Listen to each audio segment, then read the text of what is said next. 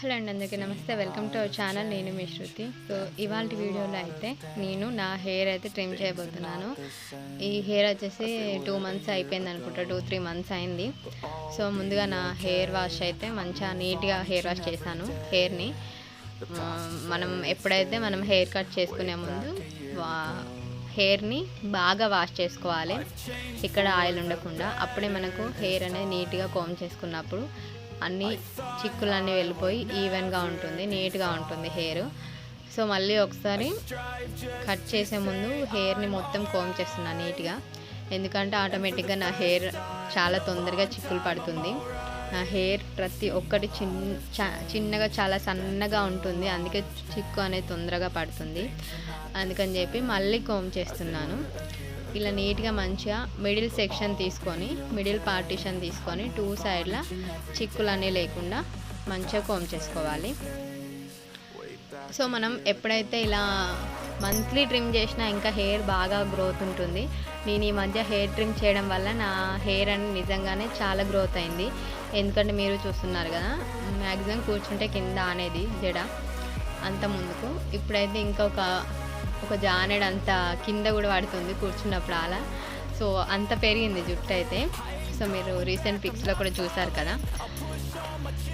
So మొత్తం ఇలా come చేసుకున్న తర్వాత నేను అంత ముందుకు వీడియోలో ఎలా అయితే షేర్ చేశానో సేమ్ ప్రాసెస్లో ట్రిమ్ చేస్తున్నాను. అప్పుడే మనకు మంచిగా స్ట్రైట్గా వస్తుంది ఈ హెయిర్ కట్ అనేది. ఇలా మంచిగా హెయిర్ని నీట్గా కోమ్ చేసిన తర్వాత మనం పోనీటైల్ అనేది వేయాలి. ఈ పోనీటైల్ కూడా మనం లో పోనీటైల్ ఉంటుంది కదా, కిందికి డౌన్ సైడ్లో అలానే వేసుకోవాలి. మరి హెడ్ పైన అలాంటిగా వేసుకోకుండా నేను చూపిస్తున్నట్టుగా అలాగనే వేసుకోవాలి. మళ్ళీ ఒక్కసారి నీట్గా కోమ్ చేస్తున్నాను. ఇప్పుడు ఇది చేసిన తర్వాత నేను ఫస్ట్ స్టార్టింగ్ మీకు రబ్బర్స్ చూపించాను కదా, ఏమేమి కావాలని చెప్పి. మన హెయిర్ లెంత్ని బట్టి ఎన్ని రబ్బర్స్ అవసరం ఉంటే అన్ని రబ్బర్స్ తీసుకోవచ్చు. మళ్ళీ సేమ్ యాజ్ ఇట్ ఈజ్గా పోనీటైల్ అయితే ఎలా వేసుకుంటున్నామో ఇలా ఈ టైట్గా మన హెయిర్ని రబ్బర్స్తో మనకు కింద బాటమ్ లెంత్ వరకు వేసుకోవాలి. అప్పుడు ఆ హెయిర్ అనేది అటు ఇటు వెళ్ళకుండా ఈవెన్గా ఉంటుంది, మనకు కట్ చేసుకోవడానికి ఈజీగా ఉంటుంది. ఒక 4-5 రబ్బర్స్ అయితే నాకు పడుతుంది, నా హెయిర్ లెంత్ ఎక్కువ ఉంది కానీ చెప్పి.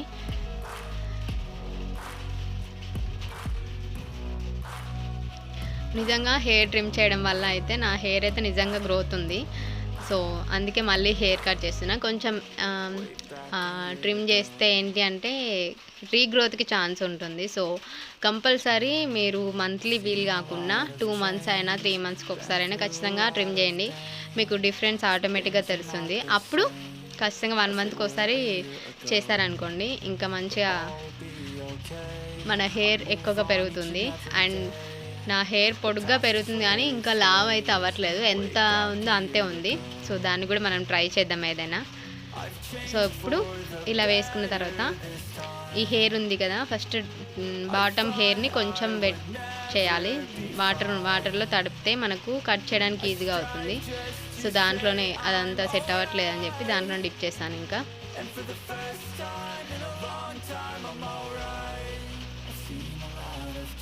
ఇప్పుడు మనకు కావాల్సినంత హెయిర్ లెంత్ని కట్ చేసుకోవాలి.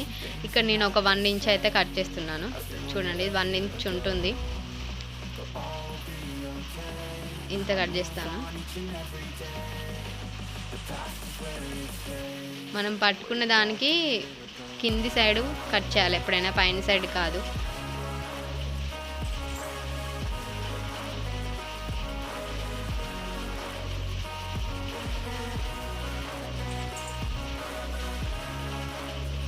ఇంత కట్ చేస్తాను హెయిర్ని అయితే. చూసారు కదా, 1 ఇంచ్కి ఎక్కువగానే ఉంటుంది. ఇప్పుడు దీన్ని కొంచెం ఇలా సెట్ చేసుకోవాలి. అక్కడక్కడ మనకు కొంచెం ఎక్కువ గ్యాప్స్ ఉన్నా ఈవెన్గా కట్ చేసుకోవాలి. యాక్చువల్లీ ఇక్కడైతే రెయిన్ పడుతుంది, చాలా డిస్టర్బింగ్గానే ఉంది. నాకు ఇంట్లో ఉన్న రెయిన్ పడితే ఆ రెయిన్ సౌండ్ బాగా వినిపిస్తుంది. బట్ కొంచెం బాగా కొన్ని పనుల వల్ల అసలు వీడియోస్ చేయడానికి కుదరలేదు. వీడియోస్ చాలా షూట్ చేశాను, బట్ ఎడిటింగ్ చేయడానికి టైం లేకుండా అసలు. ఇప్పటి నుంచి అయితే కంటిన్యూగా పెడతాను. అసలు మళ్ళీ నాకు కొంచెం కఫ్ కూడా తగ్గలేదు, కఫ్ కోల్డ్, దానివల్ల వీడియోస్ అయితే లేట్ అయినాయి. ఇప్పటి నుంచి ఇంకా ఫాస్ట్గా పెట్టేస్తాను వీడియోస్ అన్నీ. సో మనకు హెయిర్ కట్ చేయడం అయితే అయిపోయింది. చూడండి ఈవెన్గా వస్తుంది మనకి ఇలా కట్ చేసుకుంటే. ఇంకొకరి హెల్ప్ లేకుండా మనకు మనం ఓన్గా ఇలా రబ్బర్స్తో మెయింటైన్ చేసుకుంటూ మనం హెయిర్ అయితే ఇంట్లోనే కట్ చేసుకోవచ్చు. సో నార్మల్ స్ట్రైట్ కట్ కోసం పార్లర్కి వెళ్ళి కట్ చేయించుకుందామన్నా మినిమమ్ 200 300 కంపల్సరీ ఛార్జ్ చేస్తారు. సో దీనికి పెట్టే వాళ్ళు మనమే ఇలా కొంచెం టైం తీసుకొని చేసుకున్నాం అనుకోండి, మనకు సాటిస్ఫాక్షన్ ఉంటుంది. మన చేత్తో కట్ చేసుకున్నాం కాబట్టి ఖచ్చితంగా రీగ్రోత్ ఉంటుంది. సో ఆఫ్టర్ కట్ చేసిన తర్వాత హెయిర్ చూడండి. నా హెయిర్ లెంత్ ఉంది కాబట్టి మీకు ఎక్కువగా డిఫరెన్స్ తెలియకపోవచ్చు, బట్ ఈవెన్గా వచ్చింది, స్ట్రైట్గానే వచ్చింది. ఫైనల్లీ హెయిర్ ట్రిమ్మింగ్ అయితే అయిపోయింది. సో ఇంట్లోనే ఇలా మనకు మనం సొంతంగా హెయిర్ అయితే ట్రిమ్ చేసుకోవచ్చు ఒకరి హెల్ప్ లేకుండా. సో ఆ సాటిస్ఫాక్షన్ వేరుంటుంది కదా నిజంగా. సో ఫైనల్గా ఇది నా హెయిర్ కట్ లుక్ అయితే చూడండి, స్ట్రైట్గానే వచ్చింది. సో ఇలా నేను మీకు పట్టుకొని చూపిస్తాను. I've seen a lot of change, been through a lot of pain. Some things are not the same as they were a year ago, but all will be okay. I move on each and every day. The past is where it stays, way back a year ago. I've changed for the better this time. I thought I would never. So చూడండి ఈవెన్గా ఉంది కదా. So ఇది ఇవాళ video మీకు నచ్చింది అనుకుంటున్నాను. నచ్చితే తప్పకుండా వీడియోని లైక్ చేసి, షేర్ చేసి, కామెంట్ చేయండి.